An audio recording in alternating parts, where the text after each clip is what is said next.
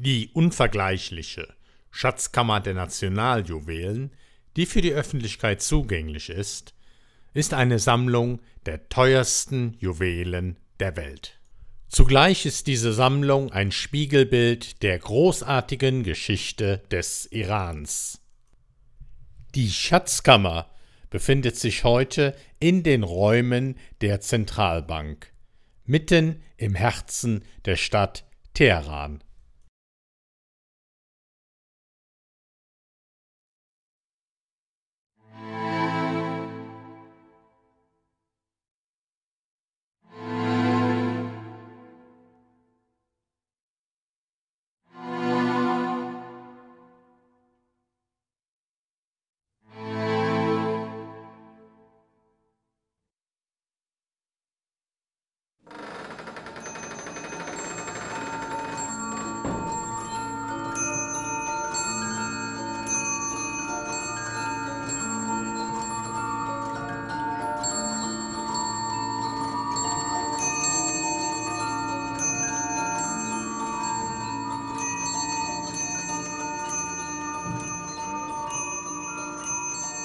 Hello. It was around 150 years ago. I was presented to Nasruddin Shah of the Qajar dynasty when he visited Europe. I am a witness of history, a music box. The Shah was so delighted that he took me to Iran with him. Frustrated by the problems of the country, His Excellency would sometimes come and sit beside me to listen to the sound of music, which had a wonderful effect on him.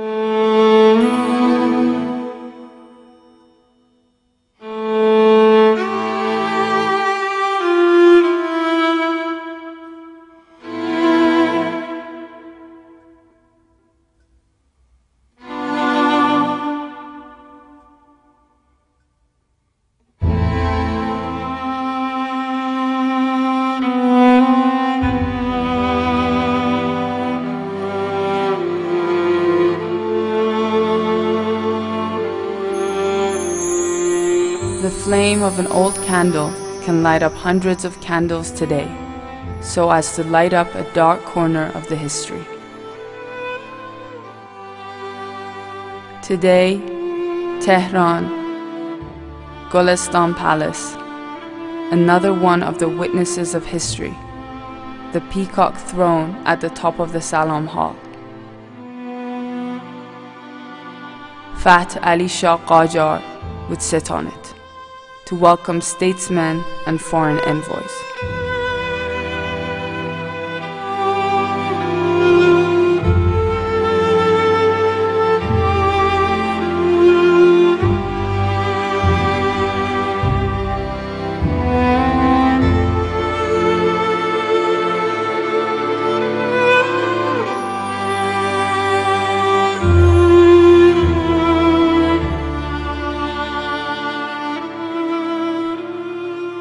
However, this throne is a false witness.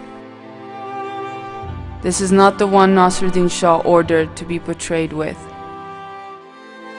Come along with me. Here's the main throne, preserved in the treasury of the National Jewels. This is the throne that was built at the order of Fath Ali Shah and named after one of his many wives of the harem, Tawus. This is the very same throne which Nasruddin Shah ordered to be repaired, and its gemstones were listed in just the same way as all other gems in the collection. زمرد دامنه چکه این خیاردار سفته تخمیناً 46 قیراط سبز تیره اندک یخدار 3 پره کمرنگ تعداد از 3 ربعی الی 4 آنه، بسیار یخدار. 2 تخمیه وسط کمرنگ، غنچه ها کمرنگ، دست خورده 2 قطعه، باقی درست 10 قطعه، از 3 قیراطی الی 2 قیراطی. As if one would hear the voice of those men who carefully counted the precious jewels and marked them in a list.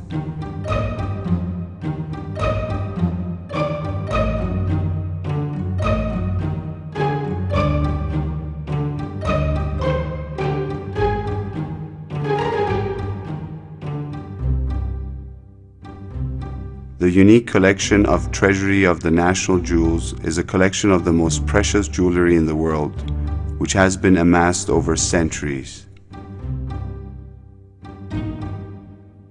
Every single piece tells a story about the tumultuous history of the people of this nation and shows how tasteful and creative they have been. Every single piece of jewelry recalls memories of defeat and triumph, pride and arrogance, and the despotic and conceited nature of the rulers.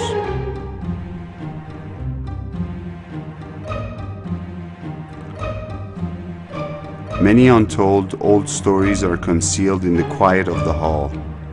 They bring back to life sweet, bitter memories from the history of a nation.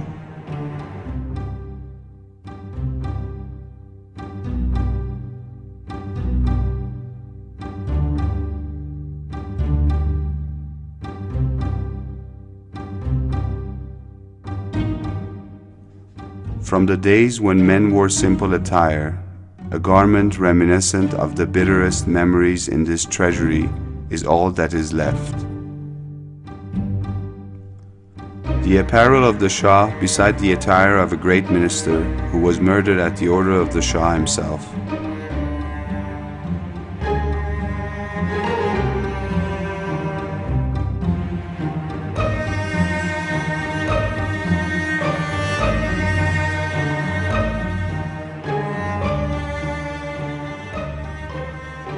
Nasiruddin Shah and Amir Kabir, the man who perhaps if he was not murdered. Anyway.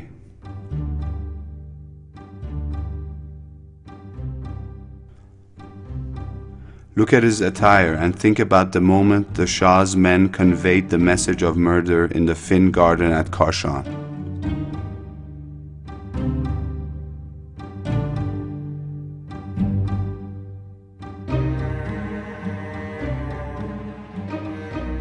An eminent man whose blood was spilled on the pages of history of a nation.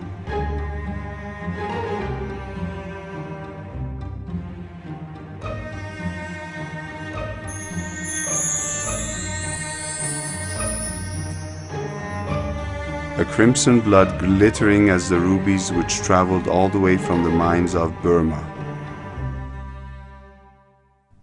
They are on the buckle of a belt, and strangely they are called pigeon's blood.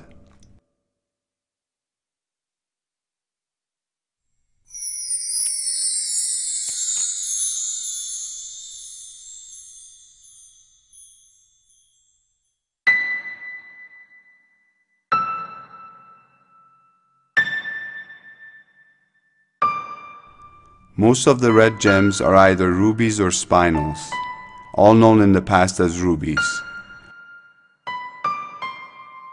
It is said that Iranian gemologists were the first to differentiate between a spinel and a ruby.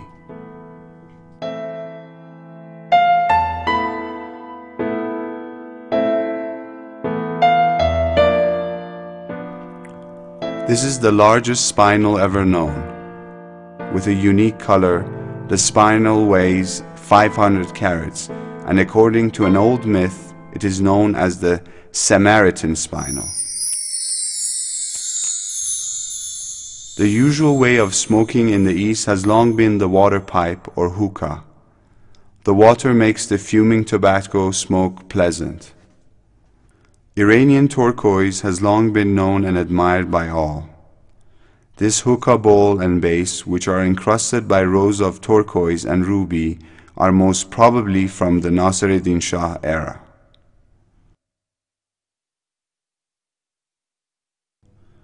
It is not known why Karim Khan Zand knelt down in such an awkward manner to smoke hookah.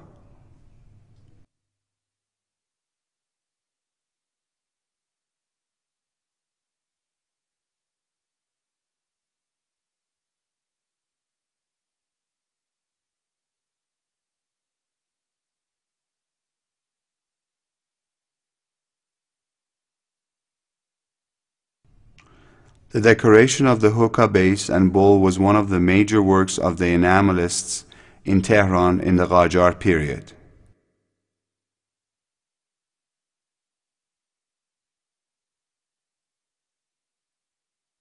Here is Fatali Shah, who would rarely, of course, forego the carnal joys of life.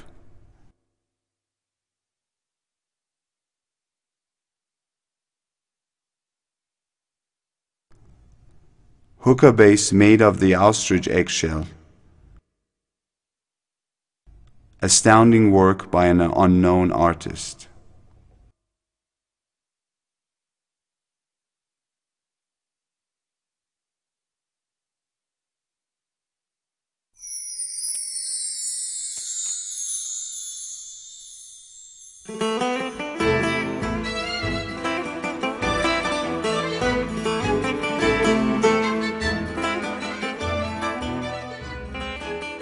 An ambassador from the West wrote 200 years ago, "There used to exist too many dancers in Persia, and Persian poets have versified much about their beautiful faces.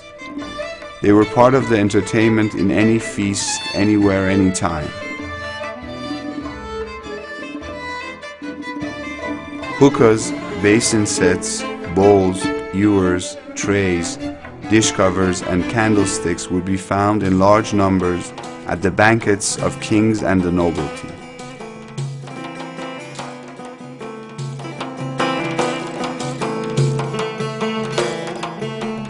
Gemmed dish cover.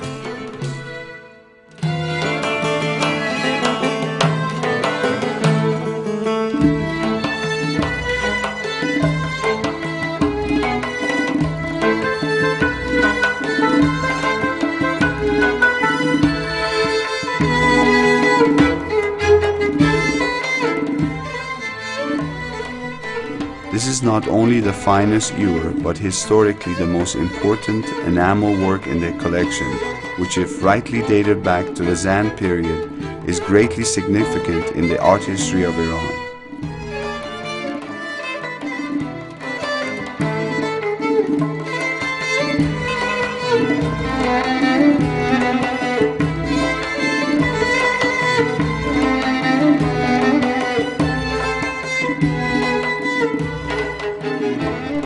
This candlestick is made of pure gold, encrusted with emerald, spinel, and diamond.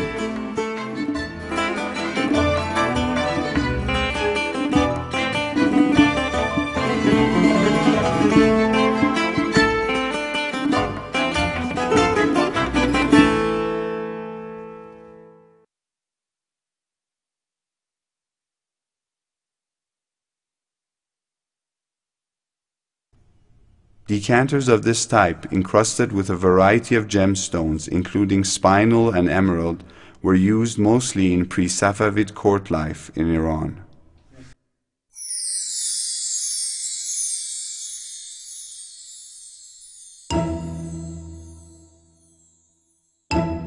Pearl has for a long time been a special possession of rulers, and this is particularly true for Persian kings. Cushions and carpets on which kings leant or sat had the texture of pearl.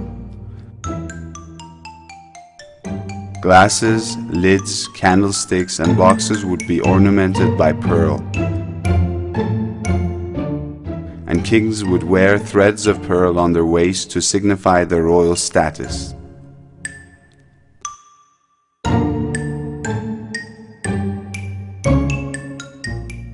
A variety of royal pearls in a wooden box coated with gold and enameled.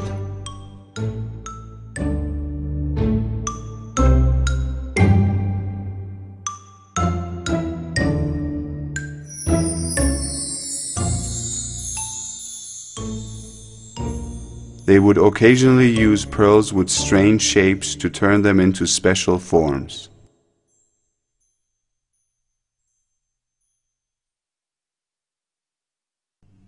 The royal crown of the Qajar dynasty, the Kiani crown. Qajar kings are seen with similar crowns that are only slightly different from this one.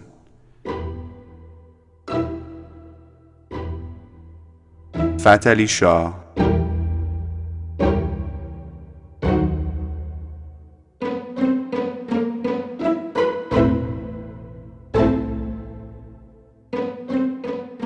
Nasiruddin Shah,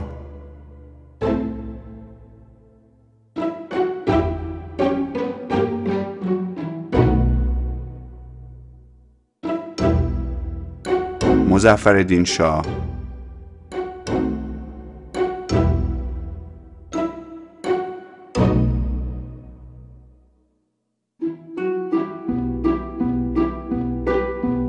and Muhammad Ali Shah. It can be inferred that the painter, depending on his skill and artistry, had manipulated minute details of the motif, or there had been similar crowns of which only this one survived. Some 1800 pearls create a white background for green emeralds and crimson rubies and spinels to signify Iran's national flag.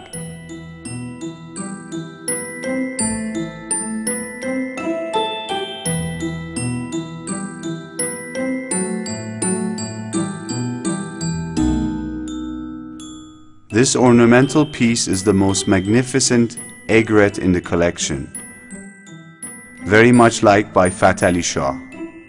It is seen on the royal crown in many of his pictures.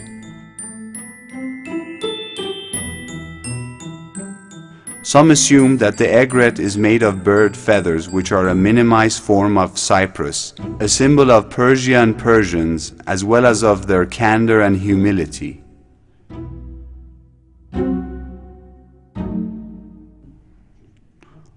Rostam o Sohrab, Iranians' perpetual tragedy. Others assign motifs of aigrette to the Sassanid and Mazdakid periods, who considered cypress a symbol of freedom, portraying a mourning, bending cypress when their leader Mazdak was killed.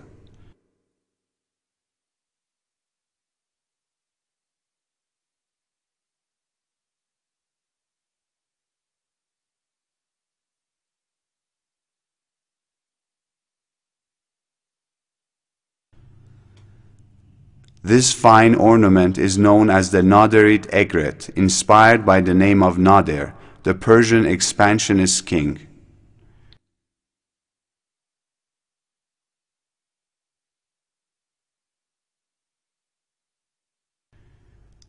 An aigrette on the crown-like hat of Abbas Mirza's, courageous crown prince of Fatali Shah, who never came to power.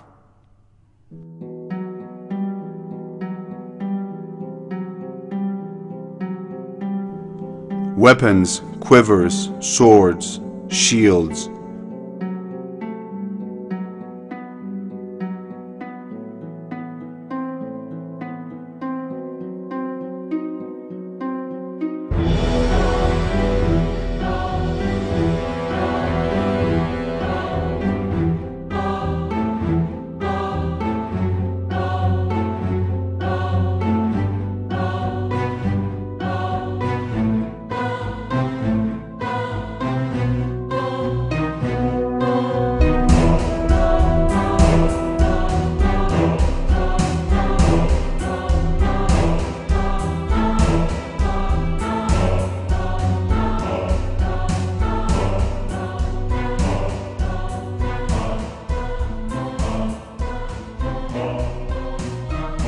Nader Shah's shield, which is said to be made of rhinoceros hide, was extravagantly covered by gemstones to celebrate his glories.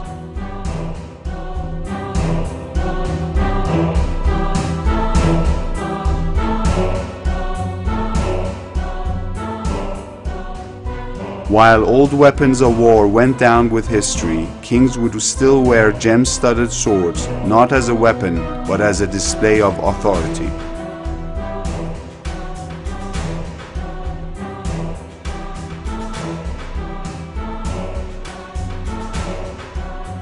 This encrusted sword was presented to Nasiruddin Shah by his chancellor, Amin Sultan.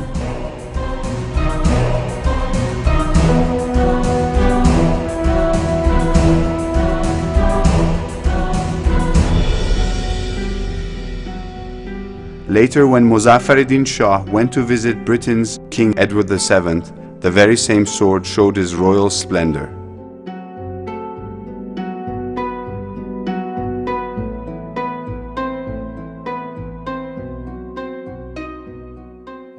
Napoleon III, the Emperor of France, and gold coins which he presented to Persia's court.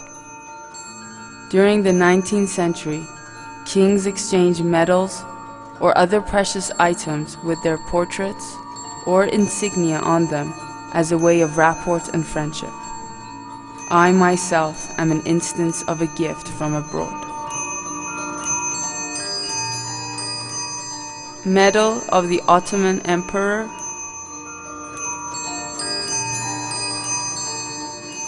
Medal of the Austro-Hungarian Emperor.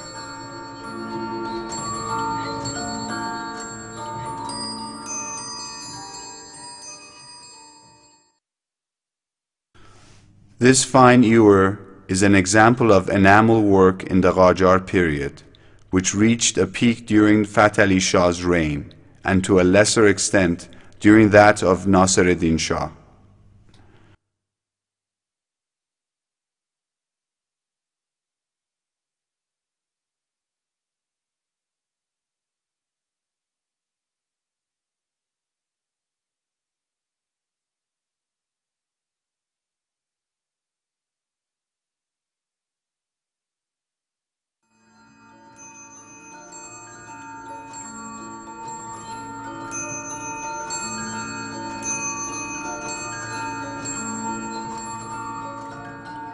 A sword presented by the Russian Tsar Alexander II with his initials on it.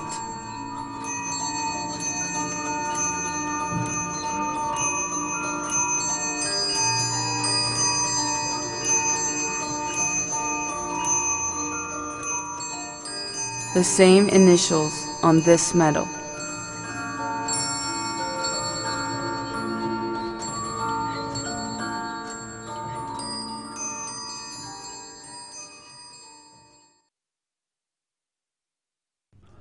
Old and new gemstones with modern and old lapidary are combined in necklaces and tiaras.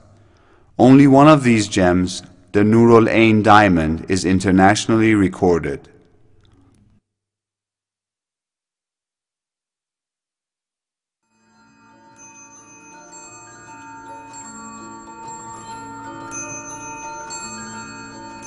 Gold jewelry box on which the picture of King Vittorio Emanuele II of Italy can be seen.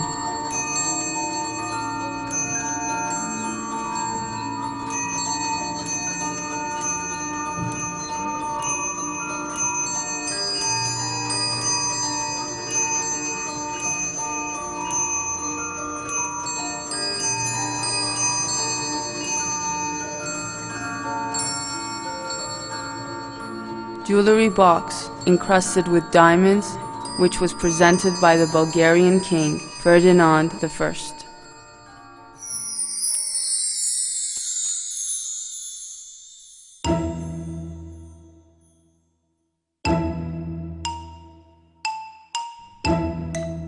Emeralds, numerous emeralds, on necklaces, crowns and tiaras, rings, belts, pierced and on board. Like the diamonds and spinels and pearls in this collection, every bead with an old untold story. 92 emeralds amid a gold diamond encrusted skin form a small box. Fath Ali Shah Qajar was of course a more imposing figure with the royal crown.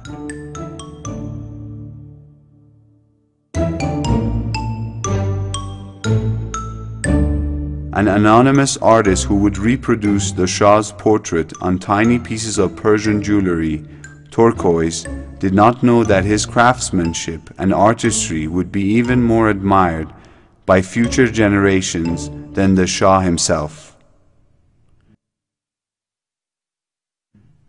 Shah's portraits should be reproduced to make him immortal.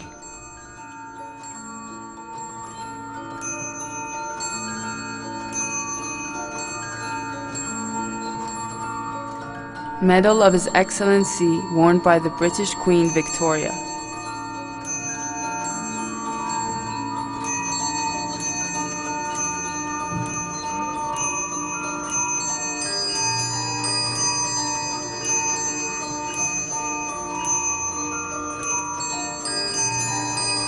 Brooch of His Excellency worn by Austro-Hungarian Emperor Franz Joseph.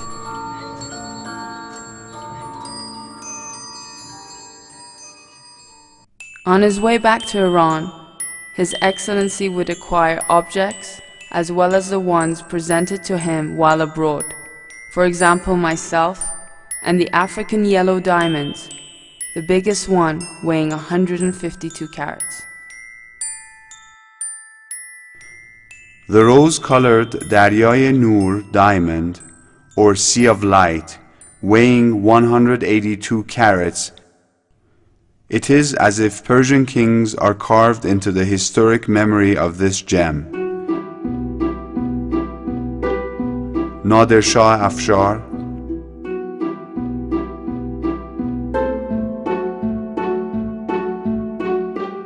Muhammad Shah,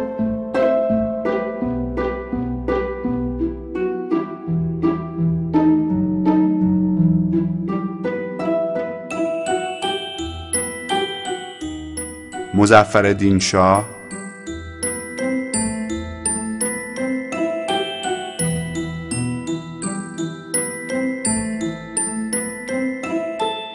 Ahmad Shah Qajar,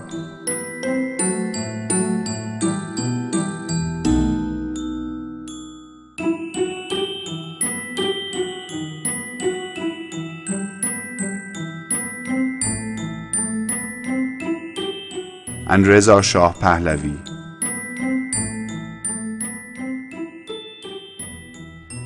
Displaying this unique gem on the front part of their crowns, these kings would show off their eminence and power.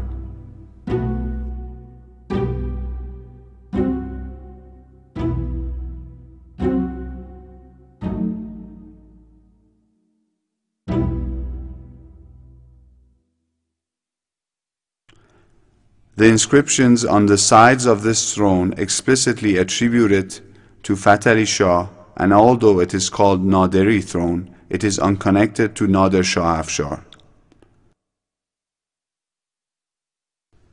Fatali Shah intended to display the pomp and splendor of his court to his subjects as well as to the foreign envoys who visited him in his summer resorts in suburbs of Tehran.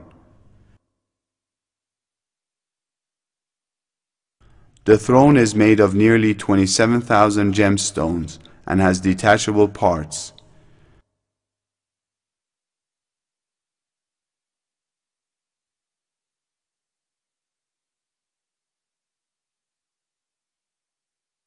It was also used in 2 coronation ceremonies by the Pahlavi kings.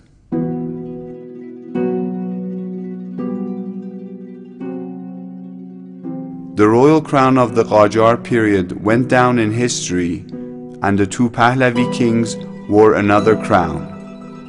This crown, inspired by the shape of Sassanid crowns, is made of more than 3,000 gemstones.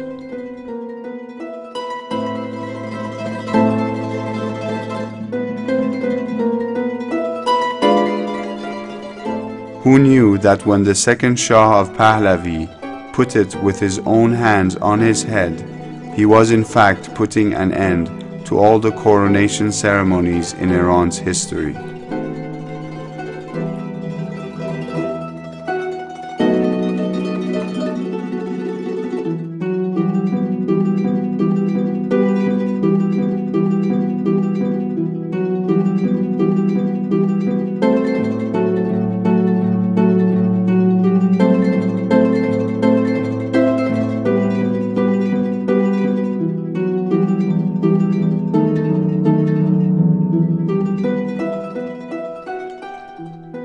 the last Persian Shah put the crown on the head of the empress personally to appoint her as the regent to the monarchy.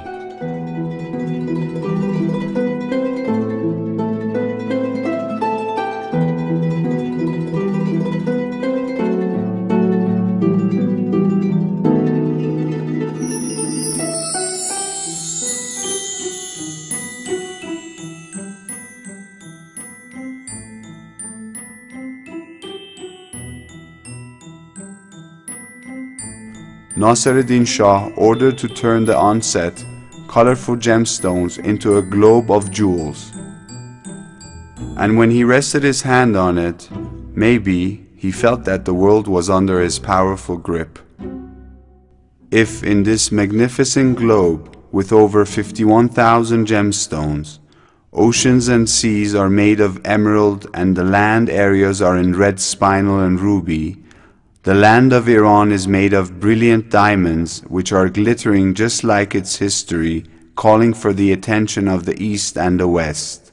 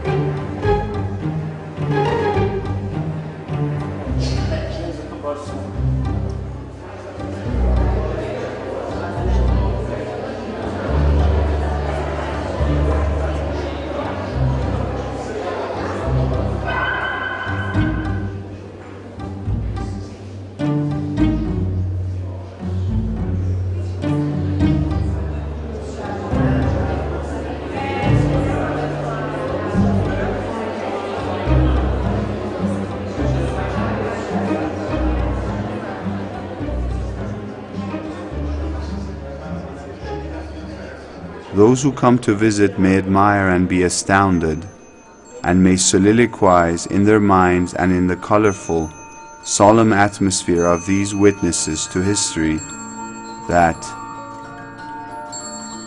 we are the puppets and fate the puppeteer. This is not a metaphor, but a truth sincere. On this stage, fate for some time our moves steer into the chest of non-existence, one by one disappear.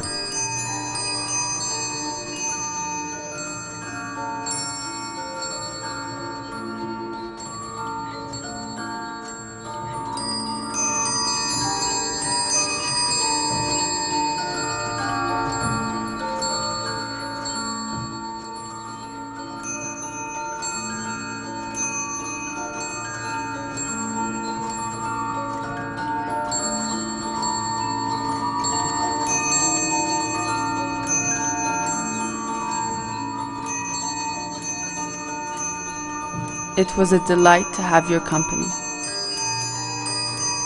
with all the gems, all the history, and perhaps all the lessons to be learned. Good night.